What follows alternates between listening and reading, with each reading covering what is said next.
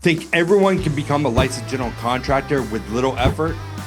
Think again. Here's the harsh truth that nobody wants to tell you. 73% of people who attempt to get their general contractor's license either fail completely or quit within the first 2 years. And it's not just bad luck.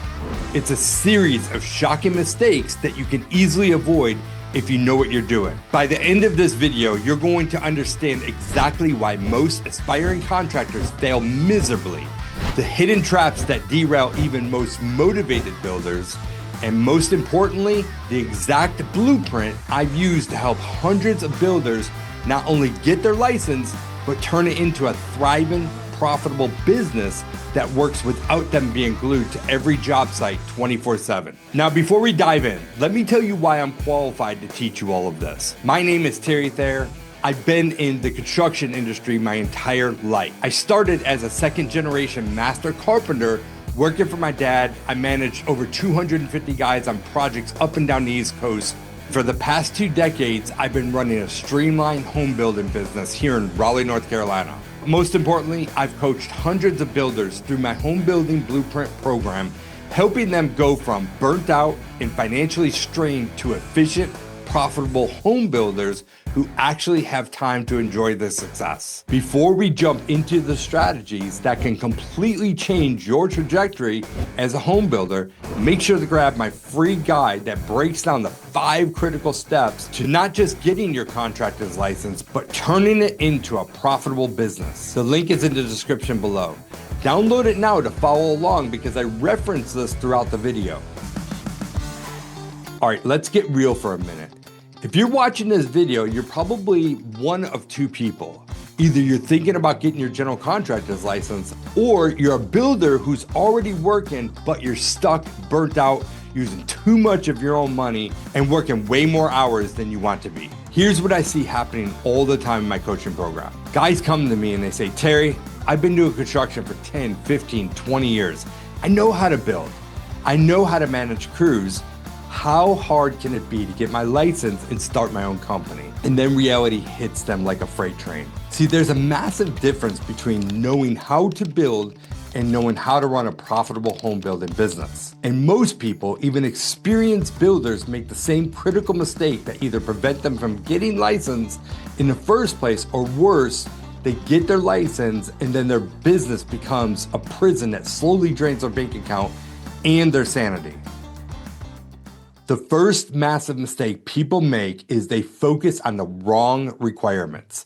They think getting a contractor's license is just about passing the test. Wrong. Look, yes, you need to understand the specific license requirements in your state.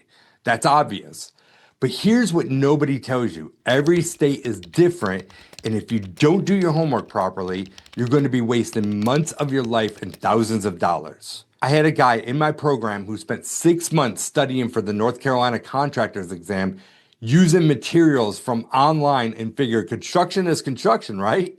Wrong. He failed the exam twice before he realized the codes, regulations, and even the format were completely different. But here's the bigger issue. Most people think that once they pass the exam, they're ready to start a business. That's like thinking once you get your driver's license, you're ready to be in NASCAR. The exam is just the entry fee. The real requirements for success are understanding business systems, financial management, project scheduling, risk management, and how to build a team that can operate without you micromanaging every nail that gets hammered in. When I started out, I made the same mistake. I thought just because I managed 250 guys and ran a massive apartment complex projects, starting my own business would be easy. I was wrong. Running someone else's crews with someone else's system is completely different from building your own systems from scratch. By the way, that free guide I mentioned earlier covers this exact topic in detail. Make sure to grab it from the link in the description. Mistake number 2, they skip real-world experience in business operations. The second mistake that kills most aspiring contractors is thinking that construction experience equals business experience. These are 2 completely different skill sets. I see this all the time. Excellent carpenters, skilled electricians, experienced framers who think, hey, I've been doing this trade for 15 years. How hard could it be to run a home building business. Very hard, impossibly hard if you don't understand the business side. You need to understand cash flow management. Do you know what it feels like to have $200,000 of your own money tied up in 3 different projects and 2 of your clients decide that they want to delay the payments by 60 days? Most new contractors don't plan for this, and it kills their business before it even gets started. You need to understand scheduling and project management. When I was working for my dad's company, we had systems in place. Everything was documented. Every step had accountability built in. When you're starting your own business, you need to create these systems yourself. In my home building blueprint program, I teach what I call the rocket method. That's resilience, risk management, revenue, ownership, oversight, optimization, communication, creativity, consistency, knowledge, KPIs, keen insight, efficiency, execution, excellence, trust, teamwork, and technique. This isn't just construction knowledge. This is business systems that work. Here's a real example. I had a student who had been in real estate for 25 years and wanted to transition into home building. Smart guy, understood the business, understood real estate, but he was terrified of the construction side because he didn't understand the systems. Once he went through the program and understood how to set up proper scheduling, proper financial controls, proper team management, his confidence skyrocketed. Now he's building efficiently and profitably. The point is you need hands-on experience, not just swinging a hammer, but running the business operations. You need to understand how to manage subcontractors, how to read and negotiate contracts, how to handle permits and inspections, and how to manage client expectations, and how to keep projects on schedule and on budget. Mistake number 3, the third massive mistake, and this one breaks my heart because I see it destroy so many good builders, is trying to do everything alone. Listen, if you're watching this video, you're probably the type of person who takes pride in your work. You're detail oriented. You care about the quality. These are great qualities, but they can also be your downfall if you don't learn how to build systems and delegate. Most new contractors become prisoners in their own business. They're on every job site, making every decision, answering every phone call, running every errand. They think this is what it means to be a responsible business owner. Actually, it's what it means to create an expensive job for yourself. I learned this the hard way.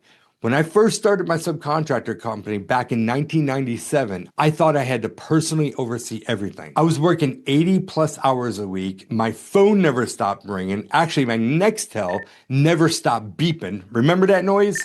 I still cringe when I hear it. And I was constantly stressed out about every little detail on the project. Then I realized something. If my business can't run without me, I don't have a business.